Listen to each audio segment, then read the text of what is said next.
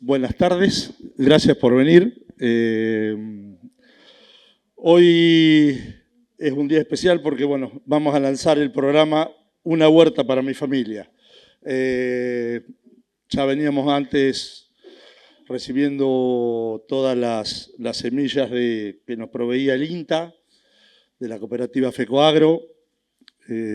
Bueno, este año hicimos el contacto con FECOAGRO y, bueno, nos dijeron que lamentablemente habían tenido que presentar quiebra, estaban muy complicados porque, bueno, el principal comprador que tenía la cooperativa era el Estado Nacional a través del INTA. Se dejó de hacer el programa Pro Huerta, entonces, bueno, tienen problemas bastante importantes, entonces no sabían si iban a poder cumplir con la provisión de semillas. Entonces, conseguimos otra empresa que es de Jesús María Córdoba, que trabajan en el cinturón hortícola de Rosario. Según los comentarios que he tenido, trabajan muy bien y la semilla es de calidad. Así que, bueno, estamos arrancando con este programa. Gracias a Matías Bergamín y a Darío Díaz, que son del Centro de Educación Agraria número 22, que está trabajando en la Escuela 21, que son los que articulan con nosotros, nos ayudan y dan las charlas concernientes a todo lo que es huerta, compostaje y demás.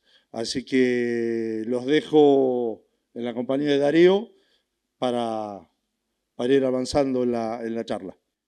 Resumir un poco lo que es una huerta, nos vamos a basar solamente en lo que es el manejo, las tareas que hay que hacer dentro de una huerta. Y si alguien tiene después alguna pregunta puntual sobre algo, la charlamos. Van a ver que muchos de ustedes lo que van a ver en el PowerPoint, lo que vamos a charlar, lo conocen, simplemente a lo mejor es agarrar y recordar cosas, pero también hay que entender que hay mucha gente que con el tema esto de la agroecología, hay gente que se está interiorizando mucho y que está entrando en el mundo de las huertas, entonces por eso mismo hay gente que hay cosas que no las conoce. Por eso por ahí les va a ver que les va a resultar algo muy, muy común. ¿Sí? Bueno, bien, algo importante dentro de la huerta es las labores hortícolas. ¿Sí? Digamos, bueno, cuando yo voy a producir una huerta, lo que voy a hacer es dónde la voy a producir. ¿Estamos? Bueno, en el caso nuestro, en un terreno, en el fondo de la casa, buscarle las ubicaciones que son importantísimas, cómo sale el sol, ¿sí? Cómo entra. Acuérdense que nosotros vamos a trabajar con materiales vegetales que necesitan hacer fotosíntesis. Así que si necesitamos hacer la fotosíntesis, la planta es una forma que va a producir el alimento a través de los rayos solares y va a generar todo su sistema de alimentación. Algo fundamental dentro de una huerta es preparar el suelo, ¿sí? Vamos a preparar el terreno, de qué manera lo vamos a hacer, puntearlo, arar, rastrillar, nivelar. La construcción de los canteros, el surcado, de los lomos. Vemos qué es lo que nosotros tenemos y de qué manera la vamos a agarrar y la vamos a preparar.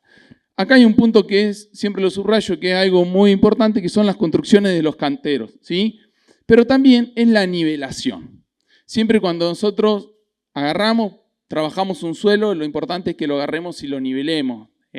¿Para qué? Para después no tener problemas de encharcamiento cuando nosotros hacemos los riegos o bien cuando se producen las lluvias. Porque por ahí nos quedan más nivelados y tenemos esos problemas y empezamos a tener, cuando hay encharcamiento, problemas de se nos empieza a apretar la tierra, entonces empezamos a tener complicaciones.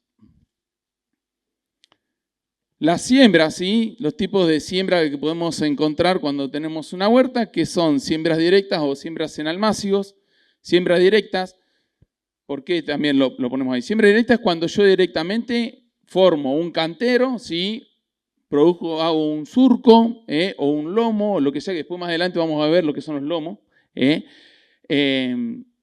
directamente hago el orificio en la tierra, pongo la semilla y lo voy haciendo. tomo una distancia, ¿sí?, entre planta y planta y entre surco y surco. Eso lo que me permite a mí es que la planta después se desarrolle y tenga el espacio y pueda hacer bien la forma de la planta. Y un sistema de siembra en almácigo es cuando yo, por ejemplo, tomo un lugar, ¿sí?, y lo siembro lo que nosotros llamamos al voleo, ¿sí? Tomo las semillas y las desparramo de forma uniforme sobre la superficie, la tapo y ahí es cuando nace el almácigo, que empieza a nacer. Cuando yo hago un almácigo, lo que voy a hacer después, necesito trasplantar esa planta, ¿tá? O bien lo puedo dejar. Porque, por ejemplo, ustedes acá en el paquetito tienen lo que es la rúcula, ¿sí?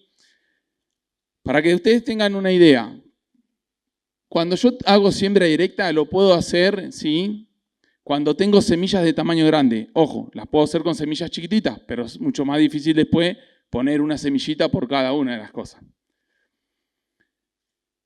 Cuando tengo siembras en almácigos, como por ejemplo cuando tengo semillas muy finitas, muy chiquititas, como la semilla de la rúcula, que son bien, bien chiquititas.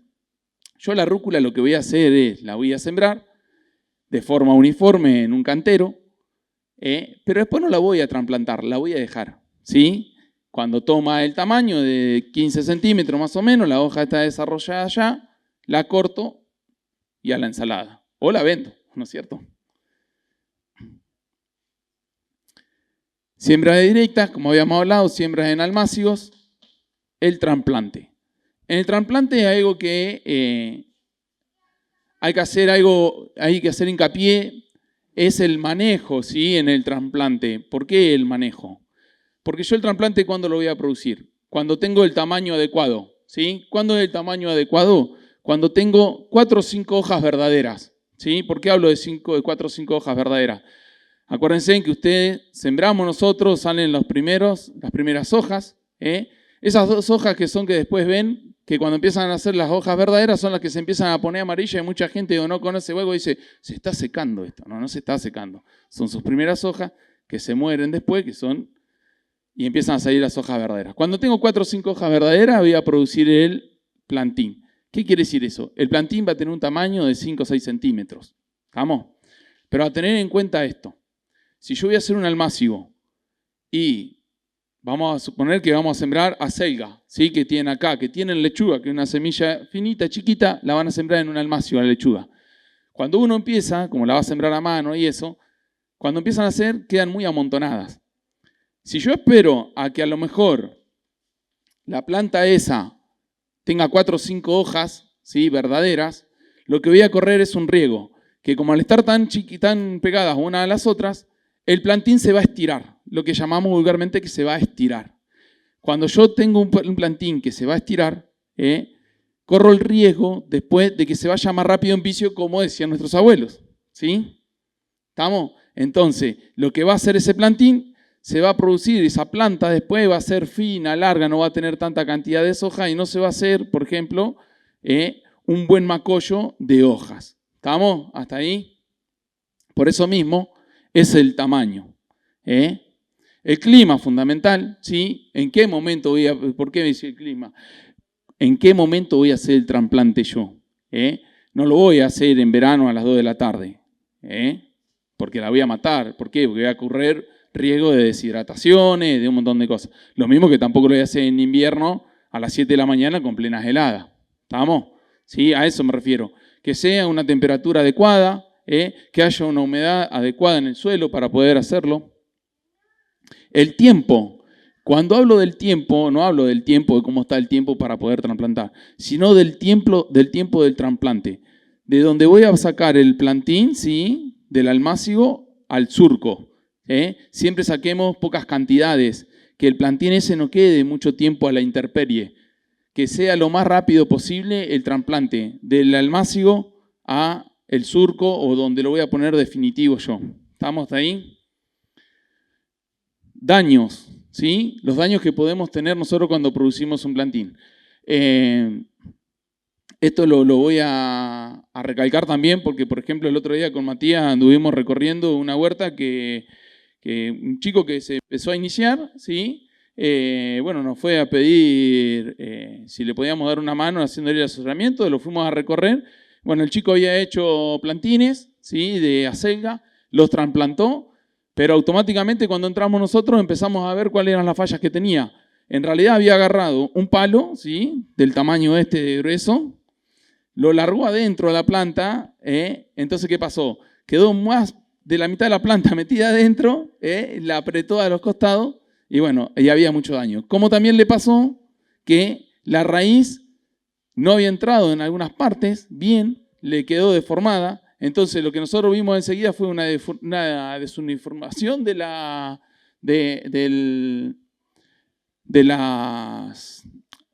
los surcos y la diferencia de tamaños que había entre plantas y plantas en crecimiento. Entonces, por eso mismo, los daños, siempre cuidado, no romper las raíces que son fundamentales, ¿sí? Las hojas, ¿sí? Acuérdense que la planta agarra y produce fotosíntesis a través de las hojas. Si yo las quiebro las hojas, empiezo a perder fotosíntesis y por más que tenga una raíz hermosa, no es que la planta se va a morir, pero sino que va a empezar a perder tiempo en crecer. Esto la toca, es muy tecnológico esto. Y los cuidados a tener cuando hago un trasplante. ¿Cuáles son los cuidados? Bueno, buena humedad, ¿sí? Insectos que puedan aparecer, porque como todo, acuérdense que un trasplante de una planta chica que está como si tuviéramos un bebé, ¿no es cierto? Hay que cuidarlo los primeros días, que son fundamentales. No le falte la humedad, que tenga la cantidad de sol que sean suficiente, para poder tener una buena planta de tamaño específico. Bueno, acá hay algo, sí, lo pusimos porque con el tema de los tutorados, ¿sí? ¿Qué quiere decir los tutorados? Cuando yo le pongo un tutor a una planta para poder producirla. Hay un ejemplo clarito que es la del tomate, no les va a venir mal porque después cuando se entreguen las cosas lo van a ver. Pero sí, por ejemplo, hay habas, creo que, no sé si vi o algo por el estilo. Muchas veces las habas toman altura y se empiezan a hacer media rastrera. Entonces, una forma de poder tutorarlas es de esta manera, ¿sí? Yo lo que hago es pongo un palo al costado. Lo que hago es, bueno, estos son tutores de plástico que vienen, pero nosotros lo podemos hacer con un hilo. Fundamental. Cuando yo hago un tutorado, importantísimo, al palo que le pongo al lado lo puedo apretar, ¿sí? Lo ato bien al hilo, al palo, ¿sí? Pero lo que hago sobre la planta después es un arito, ¿sí? ¿Por qué? Porque mucha gente lo que hace es agarrar y lo aprieta, ¿sí? Sobre la planta, el hilo empieza a dañarla y yo al dañarle la parte de afuera de la planta es por donde corren todos los alimentos de las plantas, la daño, la rompo y se empieza a secar la planta, ¿sí? Por eso mismo siempre lo que hacemos es un arito, de esta manera. Este es el tronquito y hago un arito. Que la planta haga este movimiento no pasa nada, ¿sí?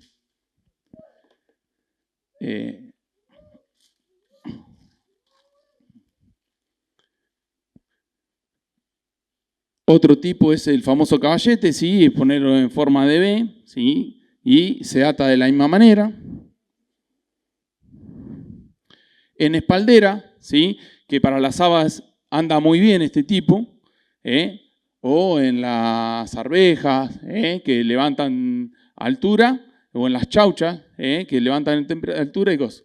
Esto es una red, en realidad, es una red que se pone de punta a punta, o si no bien lo podemos hacer con hilo, ¿sí? Ponemos un palo en cada punta de los surcos, tiramos los hilos de punta a punta y cada tanto los tejemos como si fuese una red y después la misma chaucha o lo que sea, la planta se va enredando y la voy teñiendo, ¿sí? ¿Qué evito yo de todo esto de poder hacer eso? Es que la planta no me toque el suelo, no tener enfermedades de hojas, ¿sí? Por la humedad, que el fruto no me toque el suelo y se me pudra. Eso yo evito todas esas cosas cuando pongo un tutor en una planta que después se me va a hacer rastrera. ¿Estamos?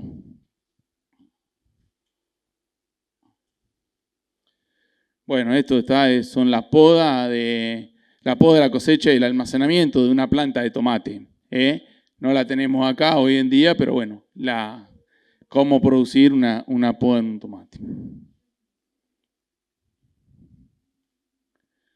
Protección de los cultivos.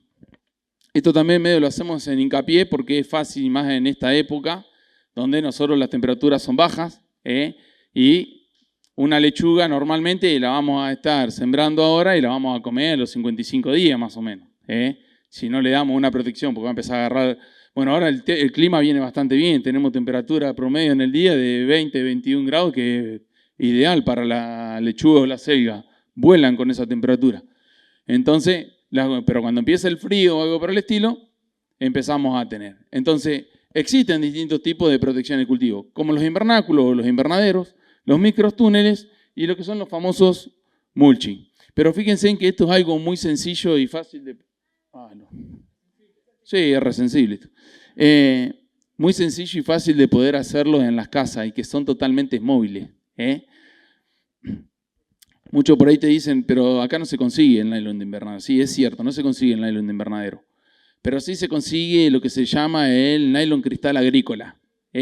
No es lo mismo, es mucho más fino, pero lo que me va a mí en una huerta comercial o de una familia por el estilo, lo que voy a tener es mantener temperatura y humedad, que es lo que necesito tener para que la planta esté en condiciones y cosas.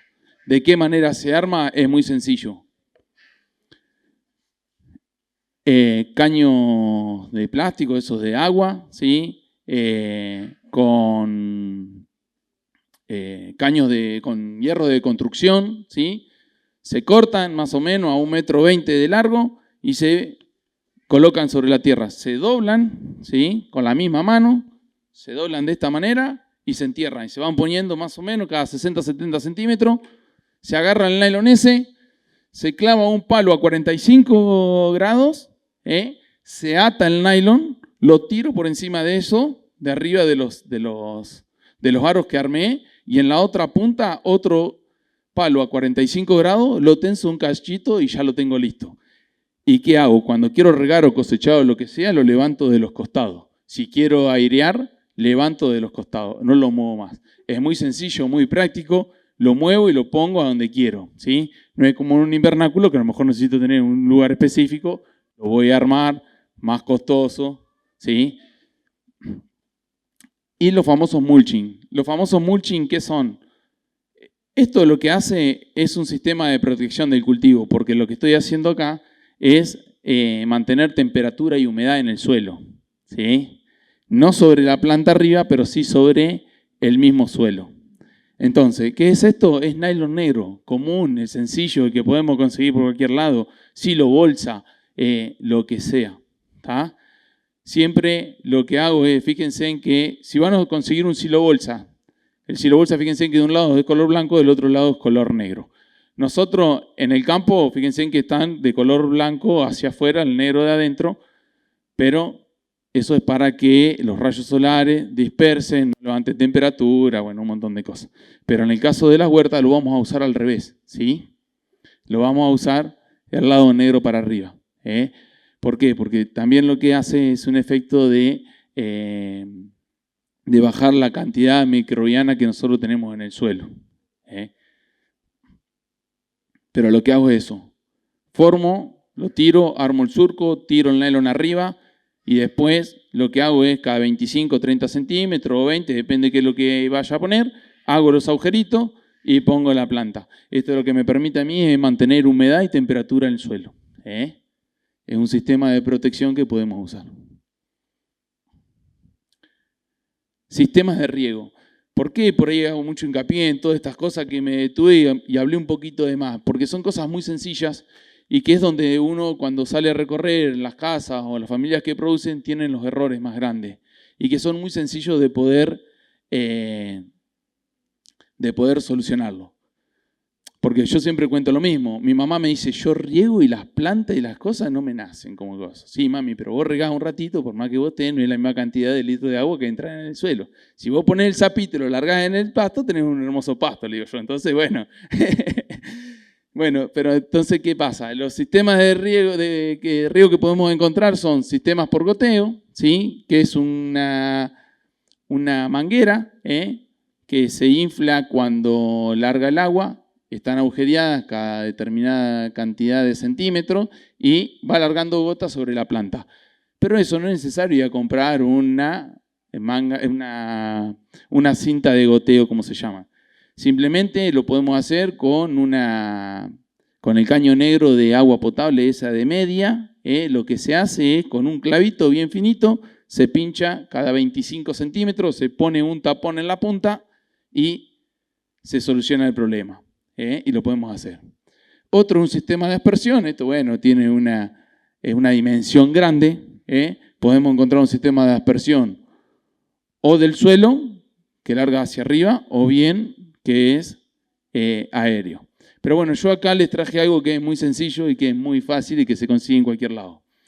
Esos piquitos que ustedes ven acá, ¿sí?, que son bien chiquititos, se llaman microaspersores. Estos microaspersores se consiguen en cualquier lado, son muy pero muy baratos. Y esto lo que hacen es, bueno, yo lo traje ahí como un ejemplo, ¿no?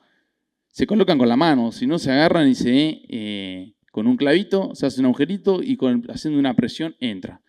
Lo puse con una manguera común que encontré en casa, como para armárselo, que ustedes lo vieran, pero con el que le dije recién, con el caño de media de agua potable, ese que se consigue, el caño negro, con eso es ideal. Y esto no necesita presión de agua. Con la mínima agua que ustedes tengan, hace una niebla muy linda, bárbara, que con esto regamos. Y lo que hacemos es un ahorro grandísimo de agua, de tirarla, y a su vez ese ahorro de agua que yo tengo, el suelo lo aprovecha mucho mejor. Entonces lo tengo en condiciones moderadas en el suelo y la planta lo va a poder aprovechar mucho mejor.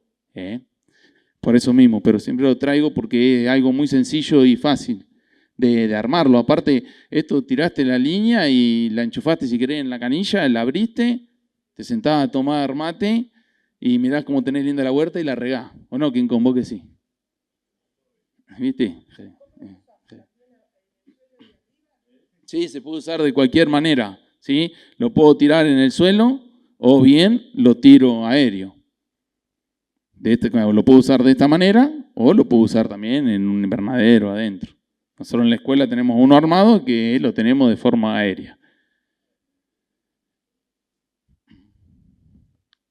Bueno, este es otro tema importante que por ahí, por eso lo ponemos, porque es el uso de las flores y las aromáticas en la huerta. Porque nosotros lo que estamos tratando de hacer es una huerta de lo que sea lo más agroecológica posible, ¿no es cierto? Entonces, ¿qué voy a hacer yo? Para poder armar una huerta agroecológica por el estilo, lo que tengo que hacer es un buen control, en realidad. Yo lo que no tengo que dejar es que los insectos entren, o si no, que si entran, que vayan a otros lugares, menos a las plantas mías, que son las que yo voy a consumir, o las que voy a producir. Entonces, el uso de flores y de aromáticas en la huerta es muy importante. De hecho, el paquete este año, bueno, siempre viene lo que es las flores, ¿sí? la famosa caléndula, pero este año también tienen lo que es el cilantro, el romero, la menta, ¿sí? Son plantas aromáticas que lo que hacen es un trabajo muy lindo y muy bueno en una huerta con el tema de los insectos.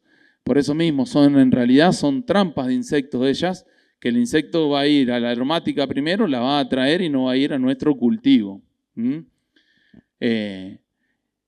bueno, lo que son los preparados naturales, que muchos lo hacen para... Los preparados naturales, yo siempre digo lo mismo, aquellos que fumen lo que pueden hacer es la colilla del cigarrillo, antes de tirarla al suelo o al tacho, que vaya adentro un balde con agua.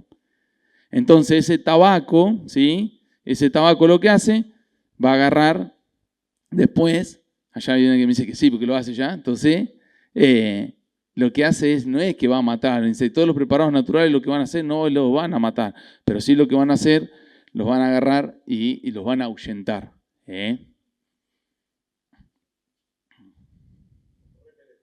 Exactamente.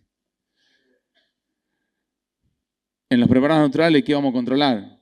Yo puse acá los más importantes, pulgones, caracoles y el trips, ¿sí? Que son insectos que van a encontrar muchos en la huerta. El pulgón es aquel bichito de color verde, bien chiquitito, que va a estar debajo de la hoja, lo van a encontrar, van a estar todos amontonados, o bien van a encontrar un montón de huevos todos juntos.